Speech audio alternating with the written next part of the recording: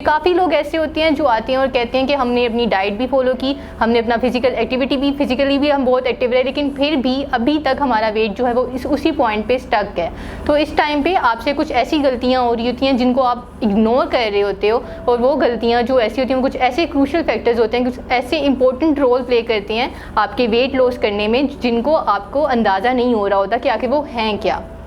अब वो क्या हो सकते हैं? सबसे पहले आपकी नींद, कि आप कितना घंटा सोते हो, आप किस टाइम पे सो रहे हो, और आप कितने घंटे की नींद एक दिन में ले रहे हो। काफ़ी रिसर्च के थ्रू हमें ये पता चला कि रात को 9 से 12 के दरमियान जब हम सो रहे होते हैं तो उस टाइम पे हमारी बॉडी में कुछ ऐसे हार्मोन्स रिलीज़ होते हैं जो हमारा वेट नेचुरली कंट्रोल करते हैं। लेकिन अगर हम उस टाइम पे सोते नहीं हैं तो वो हार्मोन्स रिलीज़ नहीं होते, जिससे हमारा वेट जो होता है वो कंट्रोल नहीं रहता, हमारा वेट स्टक हो जाता है एक पॉइंट पे, और हमें बहुत मुश्किलात होती हैं वेट लॉस करने में। ठीक है, हमारा एब्डोमिनल फैट जो होता है वो बढ़ना शुरू हो जाता है, बेली फैट जो होता है,